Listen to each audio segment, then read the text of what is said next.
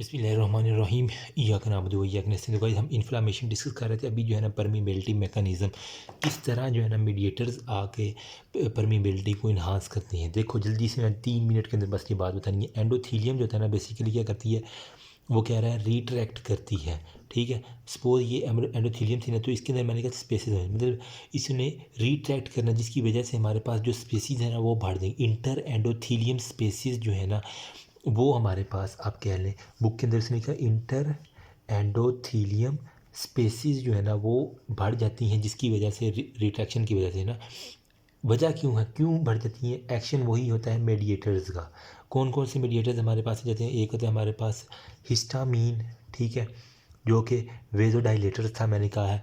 इसके अलावा हमारे पास कुछ ब्रेडिकाइनिन हो गया, ठीक है, ब्रेडिकाइनिन हो गया।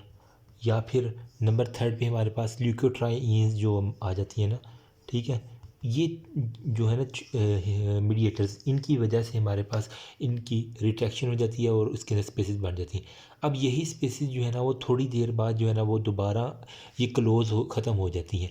मतलब इन स्पेसों की एक स्पेसिस की एक खूबी ये भी है, वो कह रहा है कि ये एक तो शॉर्ट लिव्ड होती हैं, मतलब थोड़े अरसे के लिए खुली रह सकती हैं।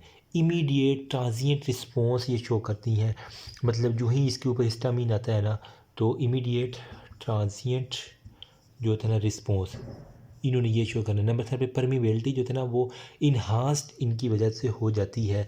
कहाँ कहाँ पे परमीबिलिटी वगैरह इन्हांस्ड हो जाती है? किस किस जगह पे? आर्ट्रियोल, वेन्यूल और कैपिलरीज, ठीक है। मतलब आर्ट्रियोज, वेन्यूल्स और कैपिलरीज।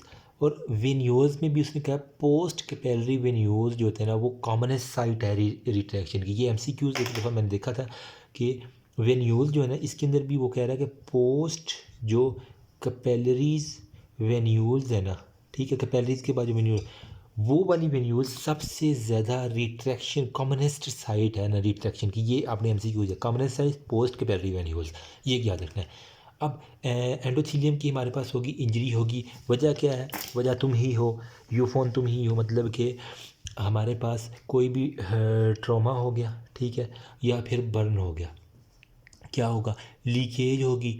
और अगर ये प्रोलॉन्ग होगी तो क्या होगी? डैमेज कर देगी एंडोथीलियम को, जिसे हम कहते हैं ट्रांससाइटोसिस, ठीक है। बर्न या उसकी वजह से क्या होता है, हमारे पास लीकेज हो जाती है,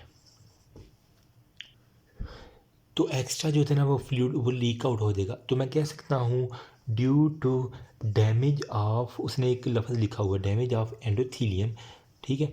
ये एंडोथीलियम है, इसकी डैमेज की वजह से क्या होगा? ट्रांससाइटोसिस एक प्रोसेस होता है, ठीक है।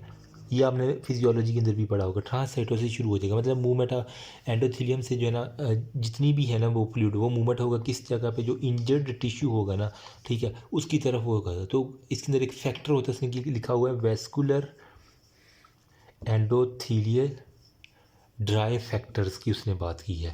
इसको हम नेक्स्ट डिस्कस करते हैं। If you have any query till now you can ask me. Thank you. Dry endothelial, vascular endothelial dry factor.